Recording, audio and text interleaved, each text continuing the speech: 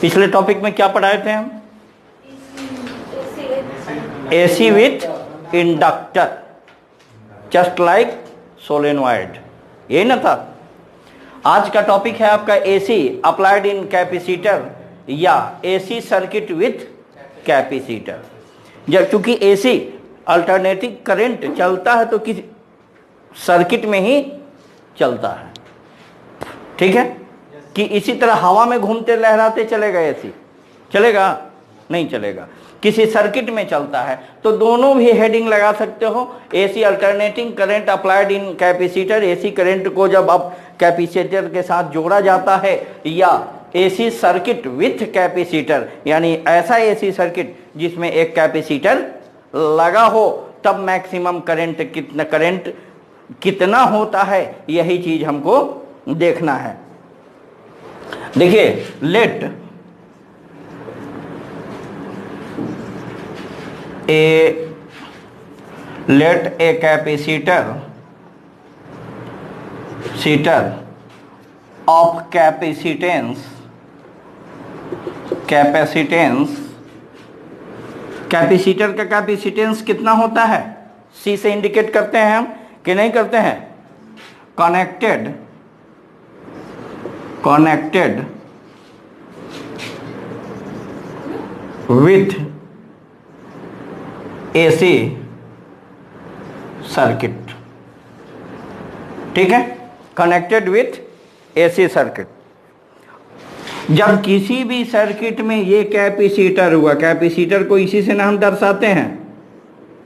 Capacitor में क्या गुण होता है? एक तरफ पॉजिटिव, एक तरफ अपने से करंट को फ्लो होने देता है। ये कैपेसिटर हुआ, इसको हम कनेक्ट कर दिए किससे?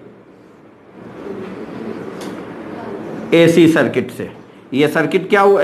सॉरी, ये एक सर्किट कैसा है? एसी है या डीसी है? एसी है। इसमें कुछ अप्लाइड ईएमएफ होगा। ईएमएफ होगा कि नहीं?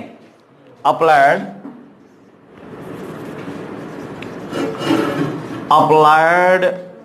EMF E is equal to कितना होगा? जब आई होता है I naught sine omega T, तो ये क्या होगा?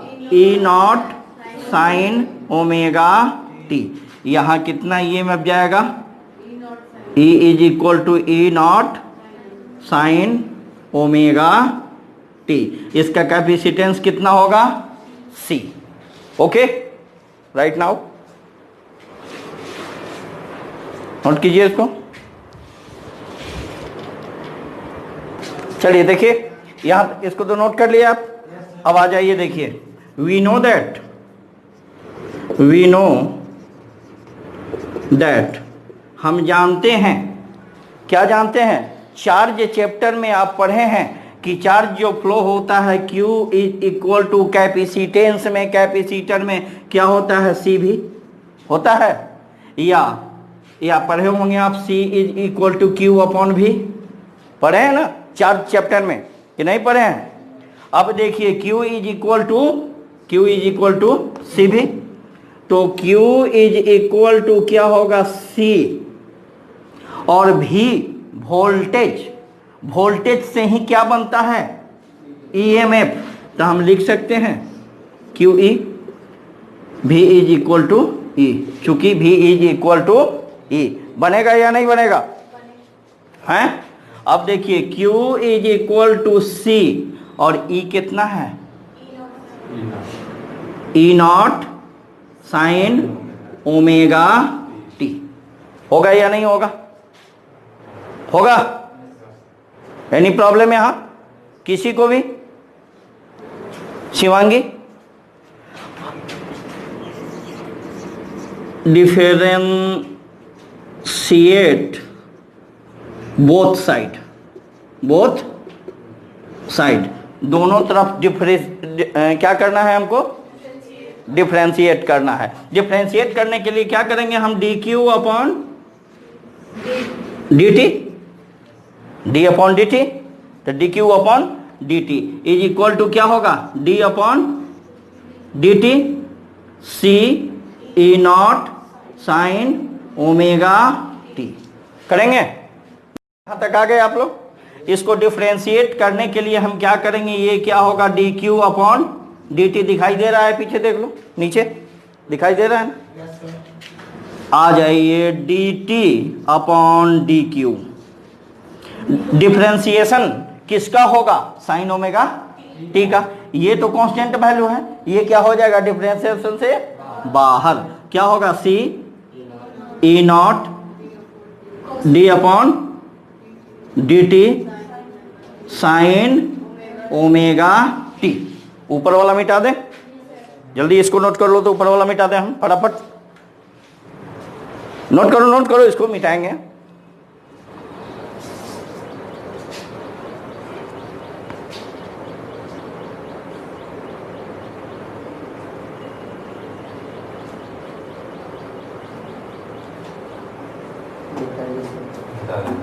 हो गया?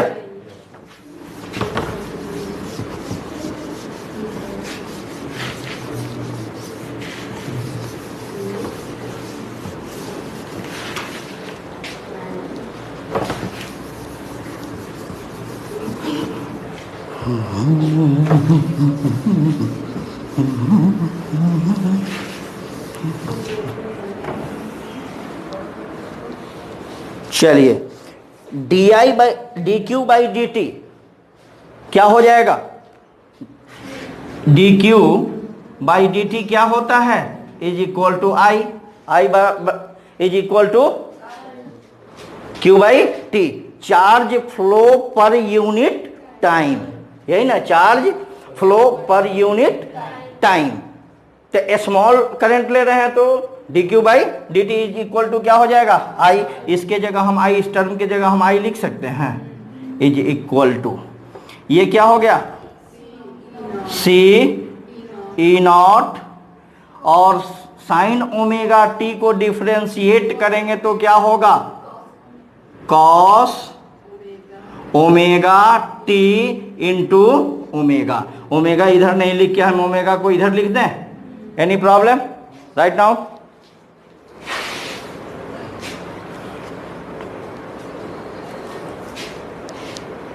हो गया? अब देखिए, I is equal to C omega E naught C omega, ठीक है। इसको लिख, हमको चाहिए ये कॉस किस टर्म में, कॉस ओमेगा टी, साइन के टर्म में चाहिए, क्योंकि फेज किसके टर्म में होता है, साइन के टर्म में। हमको साइन के टर्म में चाहिए, तो इसको हम लिख सकते हैं जिस तरह कल बदले थे कि sign omega T plus pi by 2। अब ये प्लस क्यों आया माइनस के जगह, इसके अंत में जाते जाते आपको पता चल जाएगा, ठीक है। पाई बाई 2 इसका वैल्यू ये भी होता है साइन ओमेगा टी, अब प्लस पाई बाई 2, और एक होता है साइन ओमेगा टी अब माइनस पाई बाई 2। माइनस का मतलब क्या हुआ, रिएक्टेंस में कल हमने आपको बताया था कि करंट हमेशा फेज के करंट जो होता है ईएमएफ के पीछे पीछे चलता है, माइनस है 90 पीछे पीछे चलता है। मैक्सिमम क्या होता है, ये जो करंट है इसका ये हुआ तो मैक्सिमम यही ना हुआ, ये मैक्सिमम, और ये क्या है, नीचे नीचे हमेशा पीछे पीछे चलता है। लेकिन इसमें करंट जो है क्या, प्लस देने का मतलब क्या हुआ, आगे आगे चलेगा। पाई बाई 2 प्लस है, पाई बाई 2 का मतलब क्या हुआ, 90 से ये आगे आगे चलेगा, किससे, ईएमएफ से। हम फेज डायग्राम अभी बताएंगे, चलिए नोट कीजिए, नोट करो फटाफट। आइए वेलकम।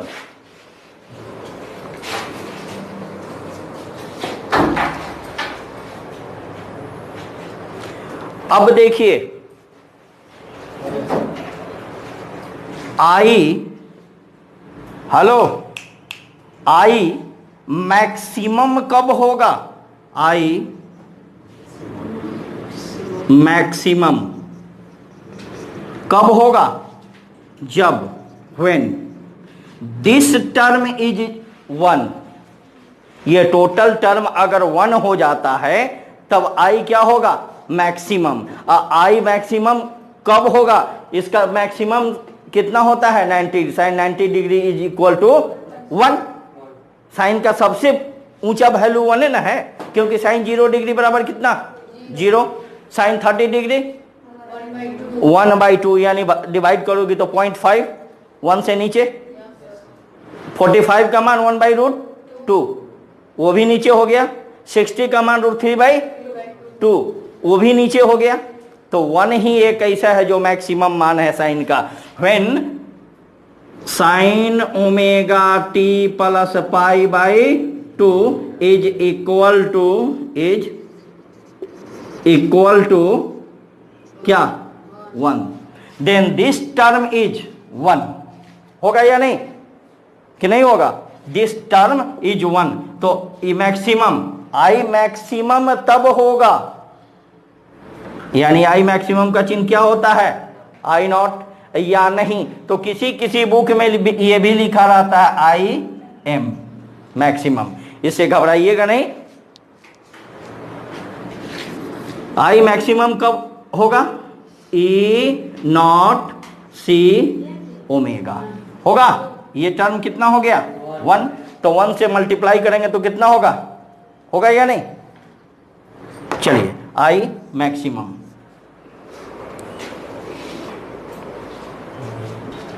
इसको इक्वेशन हम 1 मान लिए, ठीक है। और ये देखो, इस टर्म को हम ऐसे लिख सकते हैं, I0 is equal to E0 upon 1/C omega, लिख सकते हैं। ये कैसे हो गया? ऊपर जाएगा तो फिर उतना ही हो जाएगा। इस टर्म में लिख सकते हैं। इनवर्स हम इसलिए बना रहे हैं कि ये बढ़ेगा तो ये घटेगा, ये घटेगा तो ये बढ़ेगा, ठीक है। इसको इक्वेशन 2 बना लो।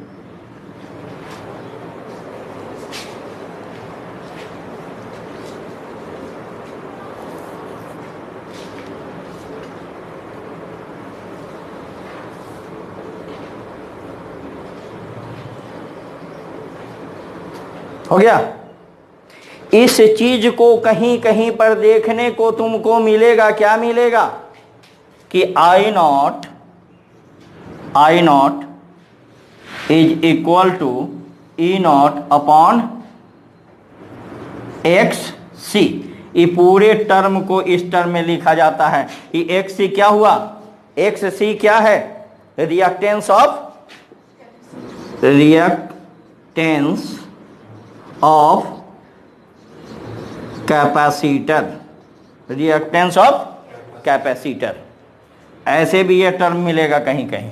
चलो नोट करो।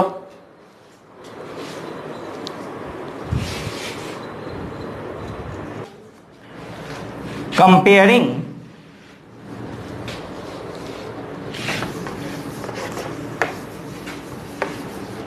कंपेयर कीजिए किसको?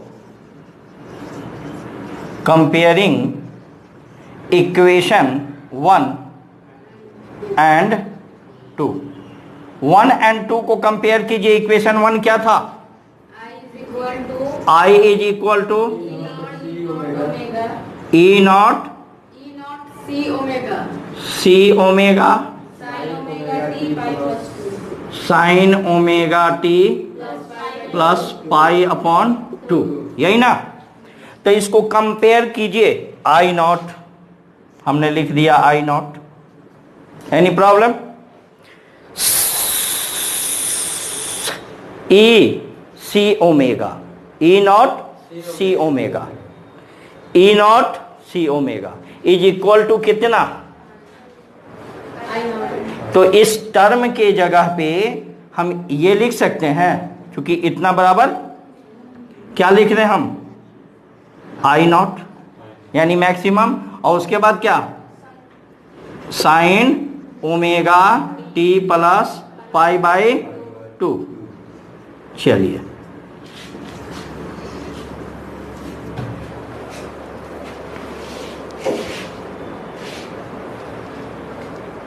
हो गया।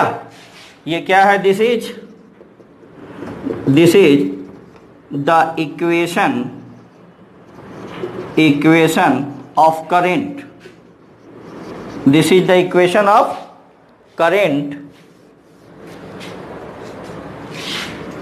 With capacitor. किसी सर्किट में कैपेसिटर लगा हो तो उससे कितना करंट फ्लो होगा, इसका हिंदी क्या हुआ?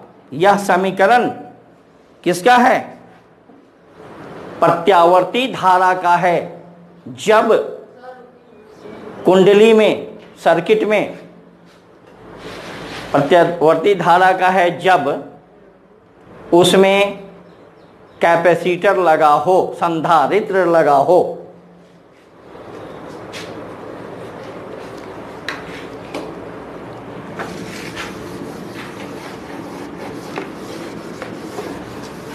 ठीक है। अब देखिए यहां पे इस फॉर्मूले में रिएक्टेंस में, रिएक्टेंस क्या करता है? बाधा उत्पन्न करता है। रिएक्टर में जब हम सप्लाई करते थे करंट तो उसमें ईएमएफ बनता था। उस ईएमएफ जो उसका विपरीत अपोज करता था ना, अपने से होकर जाने नहीं देता था। तो उसमें यहां पे क्या था? आपको माइनस था ना, कि नहीं था? तो फेज इसका क्या था? डिक्रीज हो रहा था, कम था। फेज कितना था? कम था, नीचे था। ईएमएफ के नीचे उसका ग्राफ कैसा था? ये ग्राफ उसके नीचे से जा रहा था, नीचे से जा रहा था ना। लेकिन इसका फेज क्या है? प्लस है ना? फेज क्या है? प्लस है। यानी कि इसमें फेज क्या होगा? फेज इसका क्या होगा? इंक्रीज। इसका फेज अधिक होगा।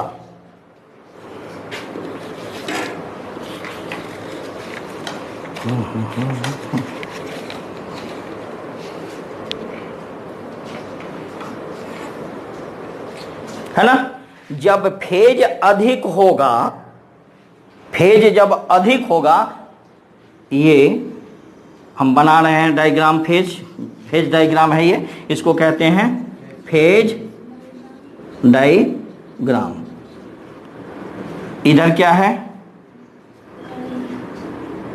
करंट। इधर क्या है? टाइम ग्राफ, है ना?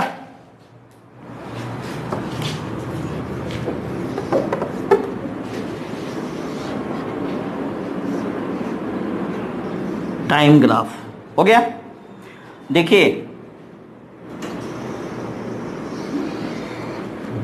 ये चला या नहीं चला? तो ये कौन सी है? ईएमएफ यानी ई नॉट मैक्सिमम। यहां पे क्या होगा? E max. चूंकि 90 डिग्री से यह 90 डिग्री बन जाता है कि नहीं? 90 डिग्री से ये पॉजिटिव है कि नेगेटिव है? फेज डायग्राम इसका बढ़ेगा, फेज ऊपर रहेगा, इंक्रीज करेगा। तो ये क्या होता है? जब यह 0 रहेगा तो यह 90 रहेगा। ठीक है? जब यह 0 रहेगा तो ये क्या हो गया? आई नॉट, करंट 90। जब ये 0 तो करंट 90, और जब ये 90 तो ये 0, है कि नहीं? इसका मतलब इसमें क्या होगा? इन दिस फेज, इस फेज में क्या होता है? फेज मत लिखो। इन दिस केस, इस केस में करंट क्या करता है? लीड्स, यानी लीड करता है, बढ़ता है। करंट क्या करेगा? लीड्स। और वोल्टेज यानी ईएमएफ क्या करेगा? वोल्टेज क्या होगा?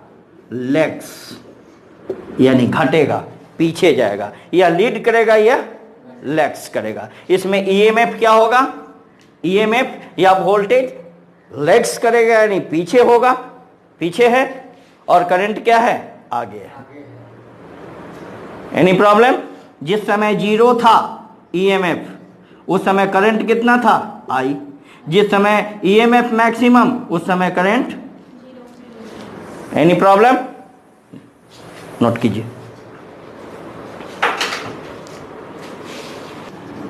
ऑपोजिशन, इसका अपोज कैसे करता है?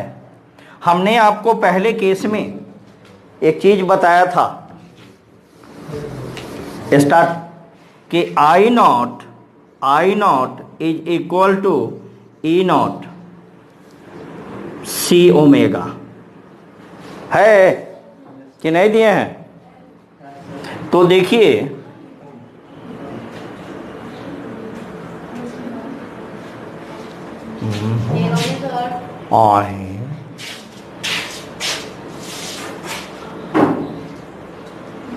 इसको इधर ले जा। हेलो, ये है ना, तो ये ई नॉट हुआ, चालू कर दिए हो, ई नॉट हो गया। और ये देखो इसको इधर ले जाएंगे तो क्या होगा? आई नॉट हो जाएगा। यहां कुछ नहीं बचा, कुछ बचा? क्या बचा? 1 बचा ना। इसको इधर ले जाएंगे तो क्या होगा? सी ओमेगा हो जाएगा। इनवर्स हो गया कि नहीं? इससे पहले भी हम बताए थे इनवर्स क्यों लेते हैं। इसको हम इधर ले गए तो आई नॉट हो गया, यहाँ क्या बचा? 1। इसको इधर ले आएंगे तो सी ओमेगा हो जाएगा। आ गया? Any problem? कैसे आया समझे? अब देखो इसको जो है, इस टर्म को हम क्या कहते हैं? ई नॉट, सॉरी, यानी कि एक्स सी। ठीक है, इस टर्म को हम क्या कहते हैं? एक्स सी। ये एक्स सी को क्या कहा जाता है? Reactance of capacitor.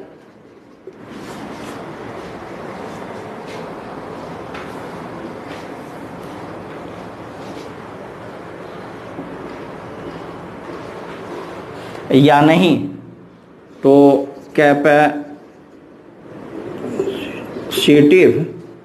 Reactance.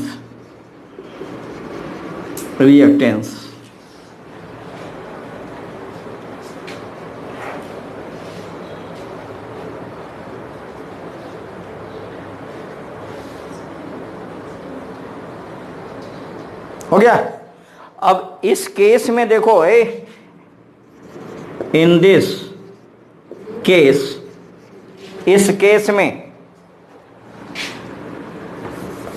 In this the case of DC, ये तो एसी में था, हम डीसी में देखते हैं। डीसी में ओमेगा क्या है? फ्रीक्वेंसी है, वेलोसिटी है। ओमेगा क्या है? वेलोसिटी 2 पाई, बोलो, 2ft होता है ओमेगा बराबर। तो ये हमको अभी जरूरत नहीं है। ये क्या होगा? The case of DC, DC में ओमेगा फ्रीक्वेंसी में जब उसको हम बदलेंगे तो डीसी करंट क्या होता है? सीधा चलता है। लहर मारेगा? नहीं मारेगा। तो omega is equal to 0। Omega क्या हो जाएगा? 0 जब हो जाएगा तो डीसी में जब ओमेगा 0 हो जाएगा तो करंट पास करेगा? वो तो ब्लॉक कर देगा। क्योंकि देखो करंट का क्या लिखे हैं हम? I is equal to I naught sine omega pi by, चाहे ओमेगा टी लिखो। अगर ये ओमेगा 0 हो जाता है तो all term is 0, current is 0, then DC I is block. Current को क्या करता है? ब्लॉक कर देता है, डीसी को ब्लॉक कर देता है। और एसी में क्या होगा? एसी को अलाउ करता है। क्यों अलाउ करता है? आपने देखा था कैपेसिटर में, ये कैपेसिटर है, plus plus plus plus, minus minus minus, है ना, ये माइनस माइनस माइनस। इसमें यह गुण होता है चूंकि अल्टरनेटिंग है, ये जब चलता है ऐसे तो प्लस माइनस यह बदलते रहता है। प्लस इधर जहां तक आया तब तक ही प्लस हो जाएगा, ई माइनस हो जाएगा, फिर यहां आया तो E plus E minus change होते रहता है और वह फ्लो करते रहता है, मैक्सिमम पर चला जाता है। Any problem? नोट कर लीजिए इसको। आज का टॉपिक यहीं पे खत्म होता है। नेक्स्ट टॉपिक में हम आपको पढ़ाएंगे रजिस्टर जो पढ़े हैं, रजिस्टेंस, इंडक्टेंस और कैपेसिटेंस, है ना। तो रिएक्टेंस, कैपेसिटेंस और इम्पीडेंस, ये तीनों में क्या संबंध है, क्या संबंध है, इसी के विषय में हम आपको नेक्स्ट टॉपिक पढ़ाएंगे। बहुत इंपॉर्टेंट टॉपिक है, क्योंकि इसके बाद है एलसीआर सर्किट। हमने आपको अलग अलग डाल के तो बता दिया कि if AC through in resistor, if AC through in inductor, if AC through with capacitor, तीनों में डाल डाल कर हमने अलग अलग बताया कि करंट कितना देगा, मैक्सिमम बताया ना कि करंट कितना होगा।